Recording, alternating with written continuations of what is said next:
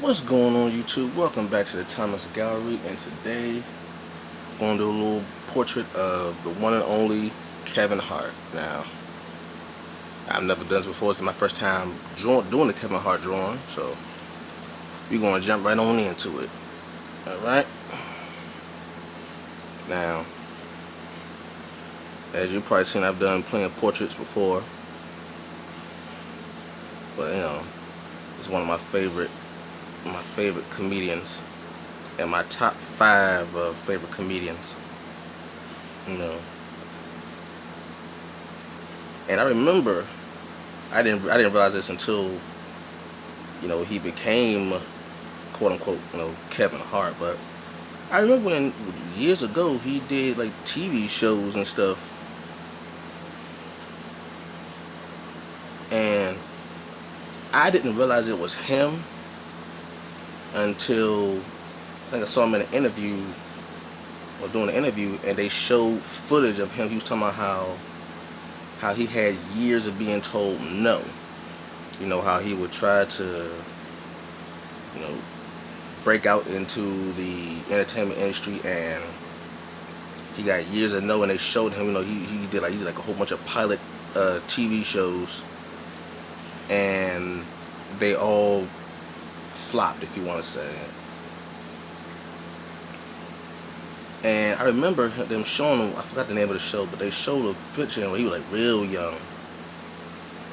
And I was like, wait a minute. I remember that show. I remember that episode.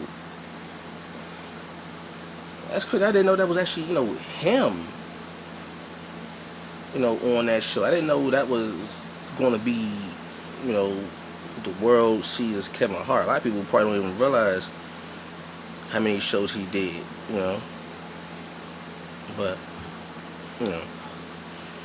one of my favorite comedians, like I said before, my top 5 favorite comedians. My all-time favorite is Richard Pryor, like anybody else. Yes, any other comedian or comedy lover who's their favorite comedian, and 9 times out of 10 they'll tell you it's Richard Pryor, and for good reason. He made it okay to, tell your story uninhibited. Telling a story about how he shot the engine, and the guy got into a fight with his wife, was only that, and he got mad. He took his gun out and shot the engine, and the engine jumped out.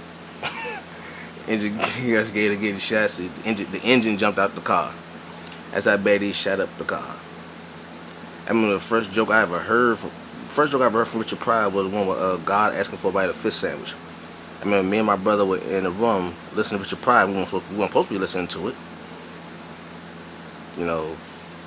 We grew up in a time where, Richard Pryor and Eddie Murphy's Raw was, those were, for adults. Kids were not allowed to listen to it. Everybody, now you can go on YouTube, or, things have changed so much that, kids can see whatever they want to see, whenever they want to see it, But I grew up in a time, I'm only 34, but I grew up in a time where you couldn't, if you were of a certain age, you were not watching or listening to Eddie Murphy or Richard Pryor. You were not. You had to sneak. I remember my brother had a Richard Pryor album. I don't even know the name of the album. All I know was, the only joke I remember was God asking Richard for a bite of this fish sandwich.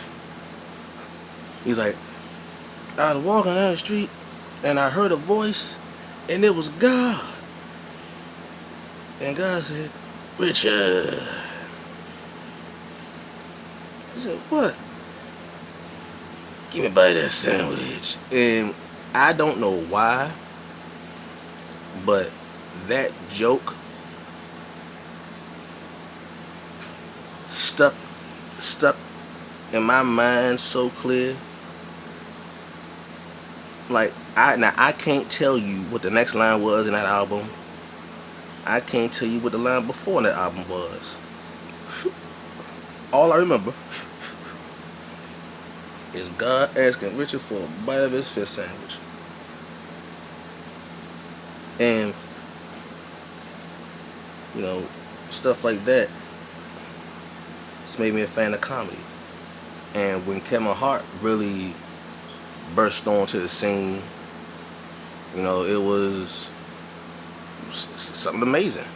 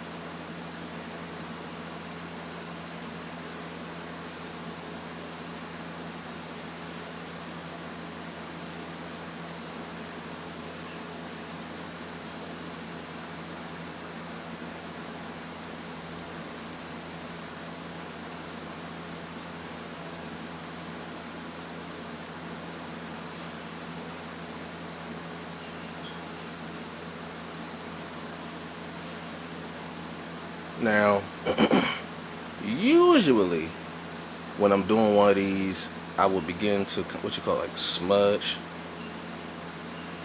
depending on the skin tone. The reason why I'm probably not going to do it on this one is because the complexion of the subject being Kevin Hart, and him being a darker complexion. If I smudge it, it'll get lighter. Now I'm gonna do a little some of the things.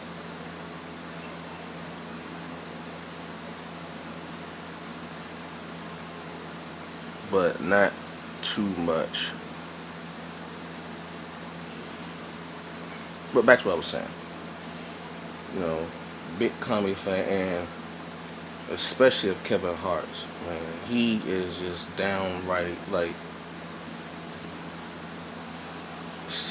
it's absolutely hilarious. Like, he is my absolute.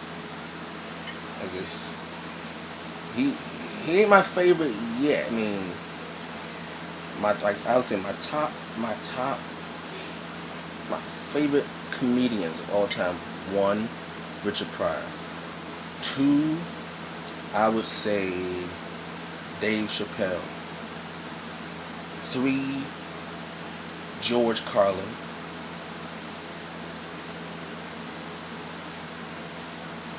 Like I would say 4 Kevin Hart, and 5 Eddie Murphy. Like my top. Like and it was close between he and Eddie Murphy, but after the Laugh at My Pain, after the Laugh at My Pain and Let Me Explain movies came out, like to me that just took it over. Those 2 shows were like painfully funny. Like it hurt. It hurt when I watched those movies because it's just so damn funny. And the thing is, the fact that it's true, because the part, what was it? Laugh at My Pain, when they showed them with Larry King interviewed his father, and Larry King asked him those questions about were the stuff true, were the true, and his father said, "Yeah, I was high as a Georgia pine." I said, "Yo, this like comedy when no matter how funny it is, when the story being told is actually true and it's funny, it makes it that much more better."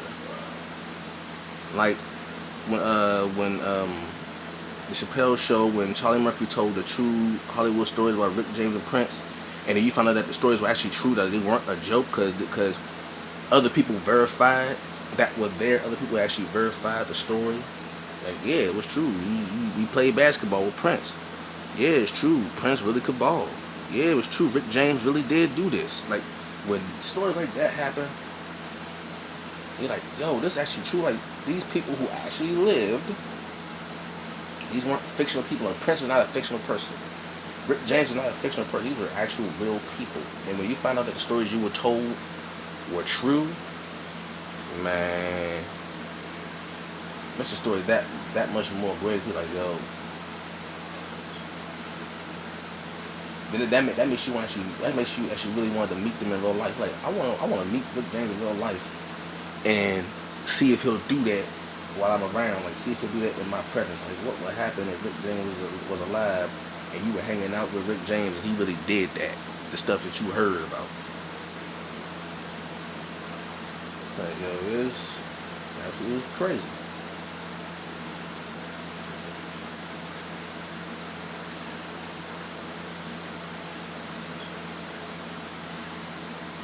Oh, yeah.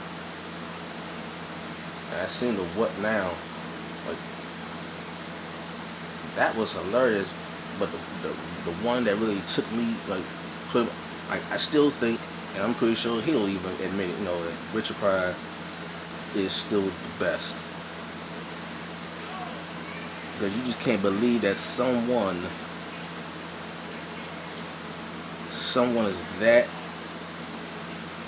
honest about their life. Like, he really, like, you couldn't expose Richard Pryor. Like, if this was like this, if he was around now doing the same material he's doing now, you couldn't expose Richard Pryor, because he would already told him. He told us stuff about when he blew himself up. So how many people are freebase? 10. Says if everybody here freebasing, you ever heard somebody blowing up? Why me? 10 million motherfuckers freebase. I gotta blow up. You talking about when he now I remember being a little kid, like in junior high and in elementary school. The joke about Richard Pryor, we used to like to match up and so who's this? Richard Pryor running down the street. I remember doing that joke. I did that joke when I was in junior high and elementary school. Like,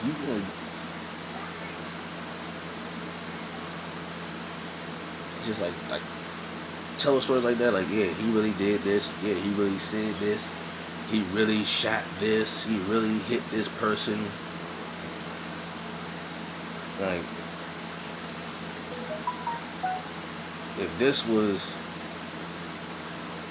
2017, they would probably, if Richard Pryor was around now, like in his prime now, he would have had the biggest Instagram following.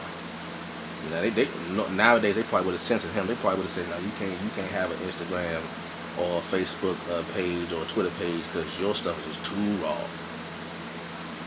You talking about freebasing and shooting your car and having a heart attack and your heart talking to you, and talking about you're gonna be eating that pork no goddamn more. So you lying to me? No, man. Yeah." Richard Pryor couldn't have a social media page. His stuff been too raw for social media, and he did that in the 70s and 80s. The 70s and 80s, Richard Pryor is too raw for 2017, and we live in a day and age where you could find free porn everywhere you go.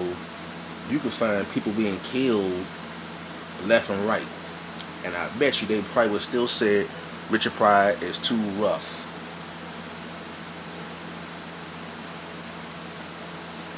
But my phone keeps going off with that. What is it? What you broke, man?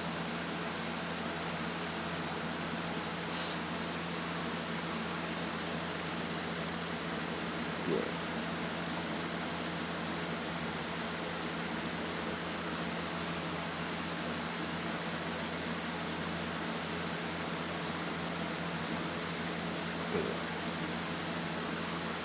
And the stories that, and actually, I'm sorry. One of my favorite comedians is Bill Cosby also, because I think Bill Cosby is one of the best storytellers, period. Like, it don't matter. Storyteller, I mean, in terms of like just telling a story, period, whether it be a comedian or a musician or a writer, whatever. He's one of the best storytellers, period. The Bill Cosby himself, especially did in, it was, I think, 83, classic. And he did one recently after the whole, scandal happened. He did one where he was talking about how he was having a debate with his wife because he was eating chocolate chip cookies and his wife didn't want him to. And his wife was trying to catch him in a lie. And he compared it to a fencing duel. And he would say something and draw his sword, and then she would counter something, and that'd be like a parry and a counter attack, but he had to answer for it. And everything was going good until the waiter or waitress came by with his cookie that he asked for and exposed him to his wife because she said he couldn't have any cookies. That was genius. But the Bill Cosby himself special, funny. And the weird thing about the Bill Cosby himself special, when you look, rarely, two things I noticed about that special that he did in '83, and I think it was in Canada. One, he barely moved. He sat in a chair the entire time and moved maybe one time he stood up in the chair, talking about his wife going through contractions and pulling his lip and lifting it all the way over his head. Then, any other time he stood up, he barely stood up. Then he barely laughed. It was like your uncle or your grandfather telling you a story, but he smiled, like he smiled a little bit. I didn't even hear him laugh. He sat there with a straight face and told the funniest and truest stories, which became the precursor for his Cosby Show. His Cosby Show was based off of the comedy special he did in Canada, Bill Cosby himself. That was the basis of the Cosby Show. Because if you look at the Cosby Show, and if you look at the special, the comedy special, and then you look at the Cosby Show, the stories are in there. The story with Theo got his ear pierced is the same story with his son Enos cut a hole, a big patch of hair was missing in his hair. He cut his hair. His wife said, "Go up there, and I want you to kill your son because he cut a hole in his head." And his father asked him, "Well, what happened to your hair?" "I don't know." And he said, "When you left out the house, was your hair on your head?" He said, "Yeah." And he said, when you were in school, was your hair on your head?" He said, "Uh-huh." He said, did you wake up with hair on your head?" "Uh-huh." "Did you go to school with hair on your head?" "Uh-huh." And he said, "What happened? What happened to it?" "I don't know." Like that actually was in there. When it was the story with was it Vanessa got soaked in Rudy's eye, and somebody she might be blinded for life. That was it. That was in there. That was in the comedy special. One of his daughters got soap in the eye, and he said, "We got soap in the eye. She might be blinded for life." The added part was when Vanessa said, "If she is, can we have a dog?" That was added into it.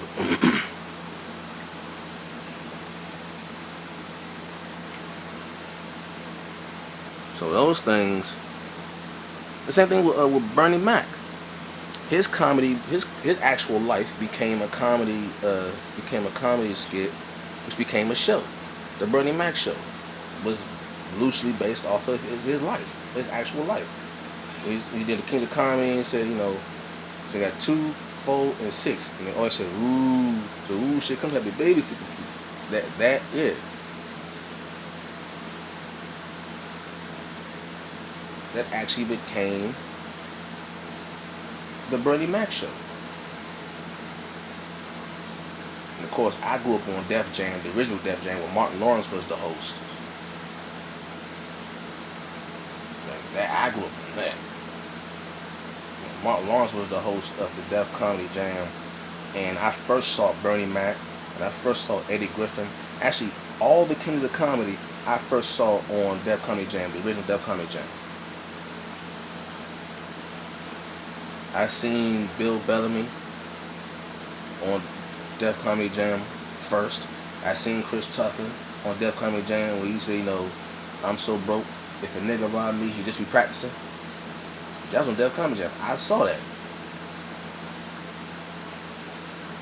I saw with Eddie Griffin, who was one of my favorite comedians. I saw him on there. The Michael Jackson on crack. Yep, that was a big one. Let people know that was a big joke. That was a big one. Michael Jackson on crack. Yeah, Eddie Murphy did that. That thing took. I remember Eddie Murphy did the. We made the song. Mommy's Gotta Go. He made a song about that, like a rock and roll show. You made a fucking rock and roll. Real. All that.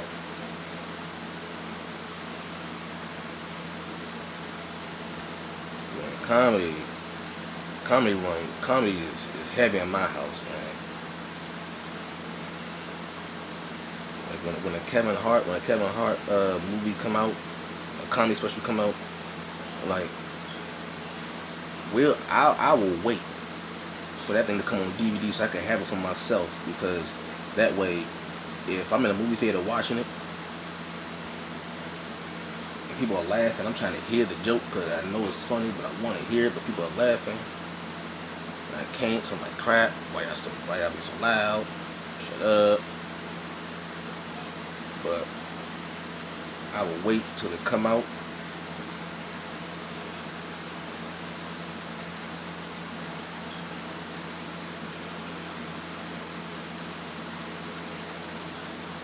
So I can get it.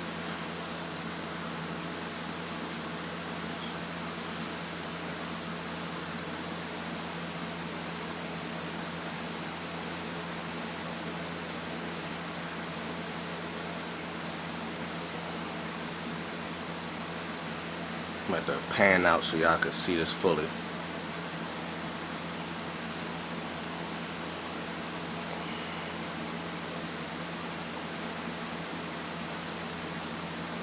I can see this fully.